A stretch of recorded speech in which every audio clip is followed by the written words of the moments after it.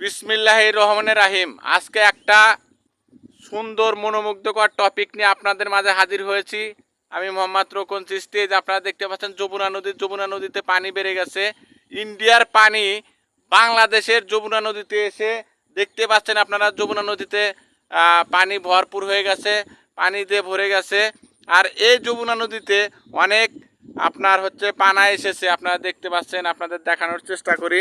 অনেক পানা এসেছে, অনেক পানা এসে এখানে জড়ো হয়েছে, বিভিন্ন জায়গায় এসেছে। এই পানার মাধ্যমে মিডিয়াতে শুনেছি যে রাসেল ভাইপার সাপ নাকি এই পানার উপরে চড়ে ভেসে বিভিন্ন জায়গায় চলে যায়।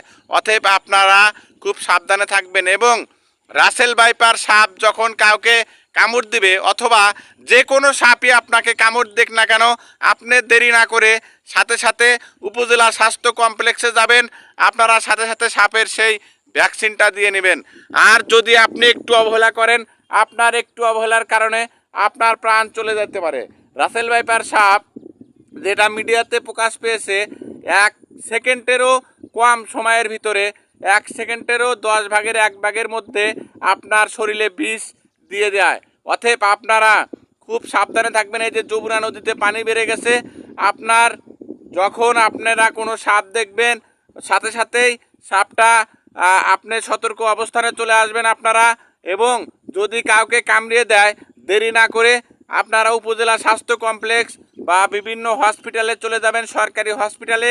এর ভ্যাকসিন সরকার বিনামূল্যে দিয়েছে, এটা মিডিয়াতে এসেছে। তাই আপনারা সাবধানে থাকবেন। আপনার একটু অবহেলার কারণে চলে যেতে পারে আপনার প্রাণ। অতএব আপনি খুব সাবধানে থাকবেন। এই যে যমুনা নদী, এই যমুনা নদী আপনারা দেখতে পাচ্ছেন। এই যমুনা নদী কত মানুষের, লক্ষ লক্ষ মানুষের ঘর ভিটে হারা করেছে, ঘর হারা করেছে, নিঃস্ব করে দিয়েছে। আজকে তারা বিভিন্ন জায়গায় বসবাস করছে। আপনারা দেখতে পাচ্ছেন আমার পিছনে, এই যে আমি দেখানোর চেষ্টা করছি, এটা হচ্ছে আমাদের গ্রাম বয়খোলা গ্রাম, গান্দাল কাজীপুর, সিরাজগঞ্জ। এই গ্রামে পাড়া ছিল 7টা পাড়ার মধ্যে আর মাত্র একটি পাড়া আছে, আর সব পাড়া নদীর গর্ভে বিলীন হয়ে গেছে। তাই আপনারা খুব সতর্ক থাকবেন, সাবধানে থাকবেন। আপনার সন্তান পরিজন নিয়ে এই বন্যার সময় অনেক সন্তানই পানিতে নামতে চায়, সাঁতার কাটতে চায়, তাদেরকে খুব সাবধানে দিবেন। ওই বিষাক্ত সাপের ছোবলে আপনার ঝরে পড়ে যেতে পারে একটা তাজা প্রাণ। সেই তাজা প্রাণ যেন এই রাসেল ভাইপার সাপের কামড়ে না যায়, সেদিকে আপনারা লক্ষ্য রাখবেন, অবহেলা করবেন না। আপনারা খুব সাবধানে থাকবেন, সতর্ক থাকবেন। যারা কৃষিকাজ করে থাকেন, বিভিন্ন এখন আপনার তিলের সময়, এখন আপনার পাটের সিজন, পাট কাটার সময়, আপনারা পাট কাটতে যাবেন, তিল কাটতে যাবেন, সাবধানে কাটবেন, চলাফেরা করবেন, সতর্ক থাকবেন। সর্বোচ্চ বিষয় হচ্ছে সতর্কতাই আপনার জীবনের একটা অংশ।